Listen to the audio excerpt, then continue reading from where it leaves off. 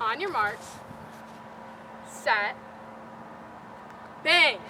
Now, these are the commands that you would hear at the start of any normal sprint race. But the key to having a good start is to know how to properly set up your blocks. So today I'm going to show you how to properly set up your track blocks, and you can accomplish this in 4 simple steps.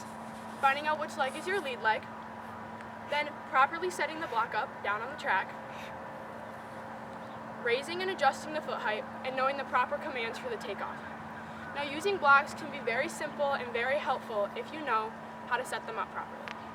Now, how we're going to start this first step is we're going to find out which leg is our explosive leg. So the easiest way to do this is to have someone slightly push you from behind and find out which leg you step forward with. So for me, I step forward with my right leg. So that means this is going to be my explosive leg. It's going to go in the back. And it's going to go in the back because when I push off, I want to have the strongest first step that I can. So with that, I'm going to go forward with my first step to have my strongest that I can get out. And now, once you know which leg is going to be your explosive leg and or your leg in the back, now you're going to learn how to properly set the block up down on the track. So this is arguably the hardest step that most track athletes do not know how to do. But how you're going to set it down on the track is I'm going to go one of my own foot length from the starting line forward, and then that's where I'm going to put the block itself down on the track. And as you can see, the block has 2 different foot pedals on it. Now, my 2 different foot pedals, since my left leg is going to be in the front and my right leg is going to be in the back, for my left leg, I'm going to do 2 of my own feet length from the start. So I'm going to go 1, 2, and I'm going to line that up wherever it is on the block with my first foot. And now for my right leg or my explosive leg that's going to be in the back, I'm going to go 3. So I'm going to go 1, 2, 3, and I'm going to put it kind of far in the back. And that's where my foot positions are going to be for my takeoff. So now that you know how to do your foot positions, you're going to move on to adjusting the different feet height. Now, as you can see on the block, you can adjust them up higher and down lower based off how high you want your foot to be for the takeoff. So some track athletes prefer to have one foot higher than the other foot. Some prefer to have the same height. But for me, I prefer to have my back foot higher than my front foot. So normally I have my back foot up 3 notches and my front foot up 2, just because of how my arches are.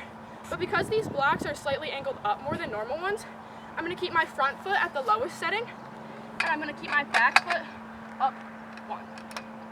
Now, the only other thing that goes along with the foots is when you get down, you can have 2 different preferences. Some track athletes put the ball of their foot down and then their heel back on the block. Others prefer to put their entire track spike up on the block. Now, use blocks to get the fastest takeoff so you're not going from 0 to 100, but rather going to just reach your top elevation speed faster.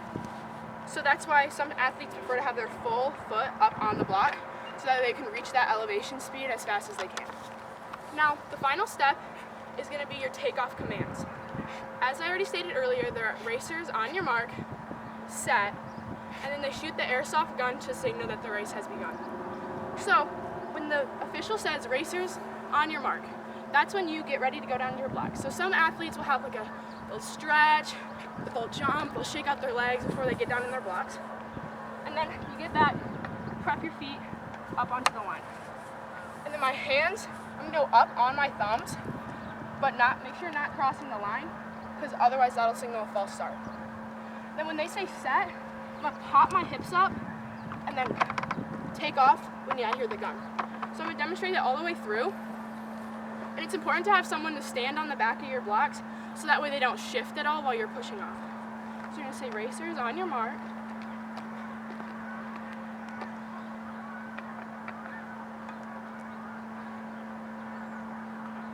Say set. Now, those are the only commands that you're gonna hear, and then the person behind will pick up your block to move out of the way. And then once you know how to accomplish these 4 steps, you know how to properly set up your blocks.